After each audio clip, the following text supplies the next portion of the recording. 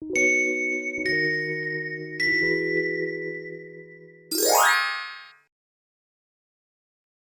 guys, first of all, thanks for watching my videos and subscribing to my channel. I believe I'm doing a better job in the sense that the quality of contents and video itself is improving. We'll keep trying to post good contents. Today's video is starting with a question from one subscriber. The question is about index funds and active funds. I recommended buying the Global Stock Index Fund and the Global Bond Index Fund together on a monthly basis. Index funds are becoming more popular. On the aspect of fund size, index funds have already surpassed active funds. Let's look at an article from CNBC released in September 2019. US stock index funds are more popular than active funds for the first time ever. As of August 31st, index funds hold slightly higher assets. The article quoted Warren Buffett continued to buy S&P 500 index funds. In fact, most large cap funds underperformed the S&P 500 in the past 9 years. Returning back to the question is, for Vietnam and Indonesia, active funds outperform index funds. Should I switch to index fund? Following your recommendation. Have you heard VIP? It stands for Vietnam, Indonesia, and Philippines.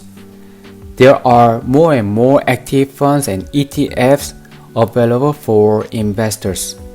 My guess is that he or she saw the future of Southeast Asia, so she has compared active funds and index funds for her investment. Just sharing my experience, I've been working with C countries and noticed that Vietnamese are responsive and they work hard. Who knows, Vietnam will be the next China or the next Korea.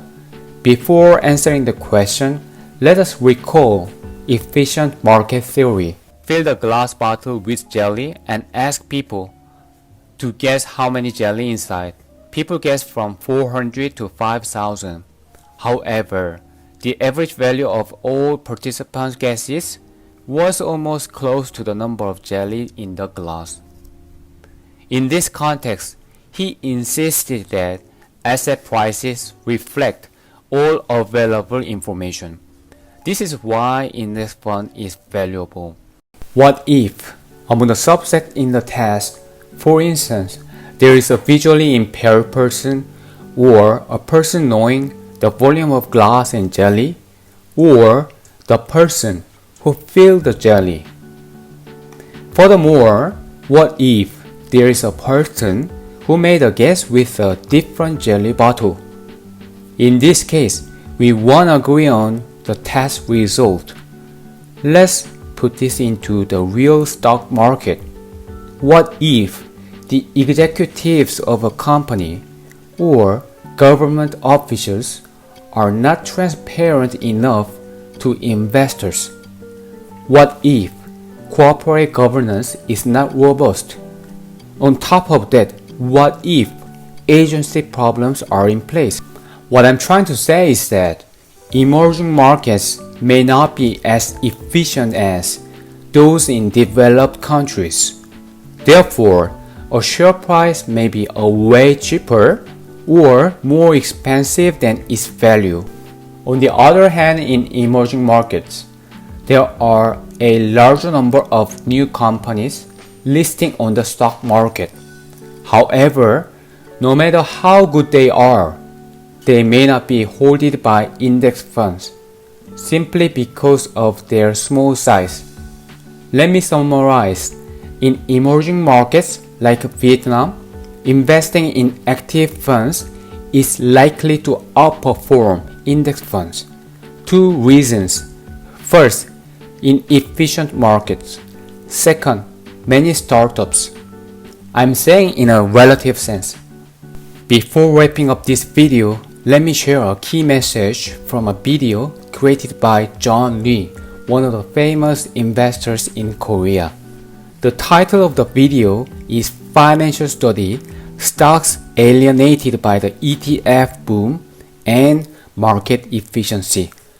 Just in case you are willing to watch the video, his channel, John Lee Lifestyle Stock, link is available at the top right. I have summarized John Lee's message in 5 lines. A stock is often undervalued. It happens more often in emerging markets. In small markets, so-called distortions can occur. There are many opportunities in these markets.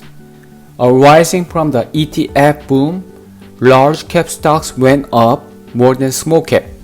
It resulted in small but good companies with good fundamentals that don't receive enough attention. Korean market is not that efficient. There are a lot of small stocks that are very good but so much alienated. I think it's worth buying those stocks. I hope this video helped you. If you go to one of my channel playlists called Rich Together, there are more videos that you might like. That's about it. Thanks for watching. Catch you guys in the next one.